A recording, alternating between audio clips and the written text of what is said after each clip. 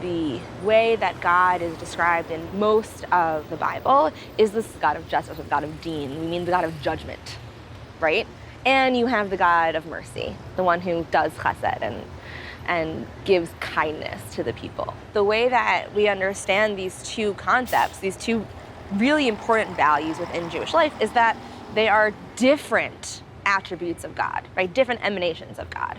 You can always be acting with chesed, but I don't know that you would accomplish what you need to. And the same thing with tzedek.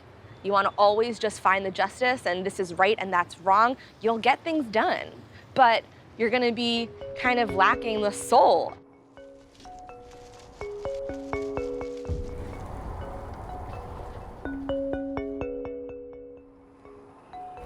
Rabbi Soloveitchik would often say that Judaism provides the entire periodic table of emotions, that there's a place for every emotion, honor and dignity, hate as well as love.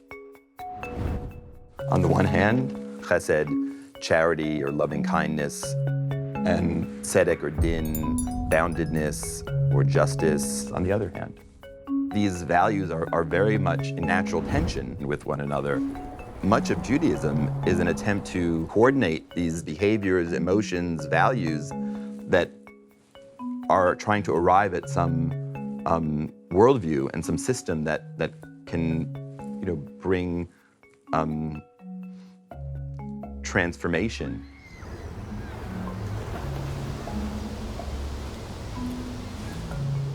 We need a system of norms. We need a halacha that's going to help us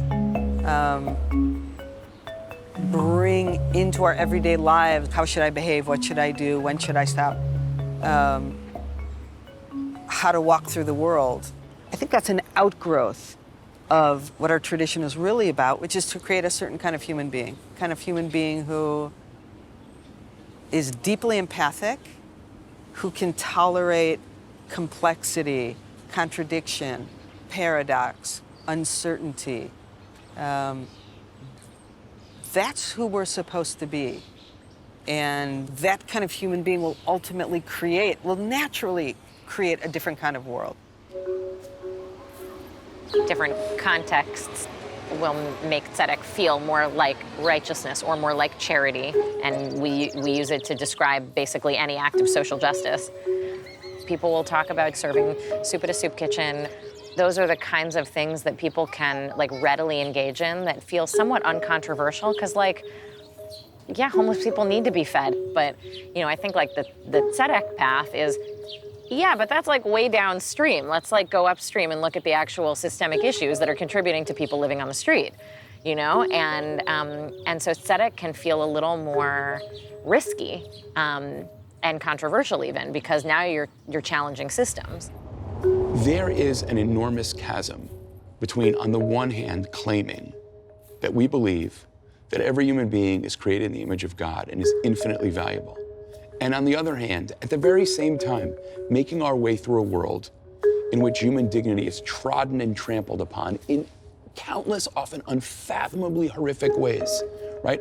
I teach about Tselem Elohim, about the image of God, and then I walk outside and a man is lying in his urine, right?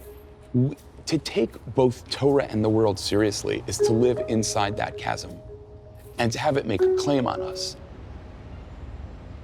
Tzedek is related to the responsibilities that people have as a collective to each other, and chesed is the work that people as individuals do to be able to transform themselves in their generosity and their connectedness to other individuals.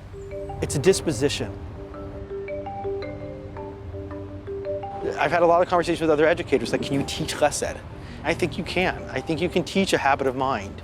I think you teach people how to be attuned to the other human and to be willing to give of yourself for them.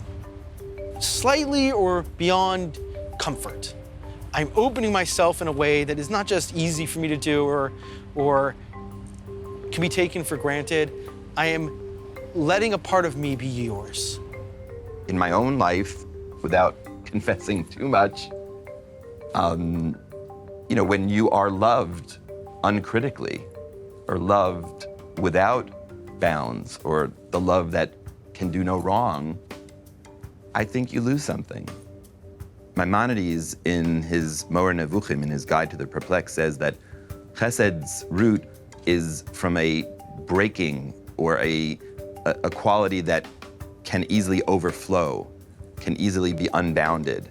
So on the one hand, it has great primal power in affecting relationships, affecting change. It is dynamic in the ultimate sense, but it has this tendency to be excessive. The Torah tells us that we actually have 3 obligations to love, 3 commandments. One is to love God, one is to love your fellow, your neighbor, and one is to love the stranger. And it's sort of an interesting question, like, why are these the 3 sort of relationships that we're interested in love being a part of? Perhaps the reason why the biblical commandment in those power dynamics is love is because love has that capacity to diffuse power dynamics and to build in a healthy way, build consensus, to build community, to build relationships.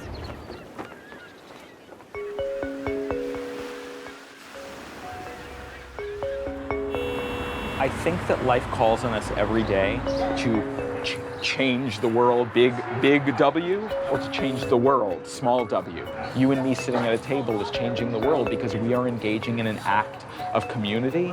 We are engaging in an act of listening and growing together. You know, there's some traditions that say the world is broken, accept it. Our tradition says the world is broken, fix it, and accept that it won't be fixed, right? It's an asymptote. It's like you always have half as much to go. The biggest picture and the smallest details are actually inextricably intertwined. Halakha at its best reminds us, ein dvarim ktanim. There's no such thing as small things. When I used to travel around the country talking about visiting Alzheimer's patients, people thought it was very saintly of me. But then when I started talking about police brutality towards young African Americans, they wanted to throw me out of their shul, right? But they're both obligations, you know, and they're equally obligations. And I think it's worth underscoring that for Judaism, we are all ultimately asked to be both Chesed Jews and Tzedek Jews. We're both supposed to cultivate lives of kindness and be passionate about justice, to respond to other people, heart and deed.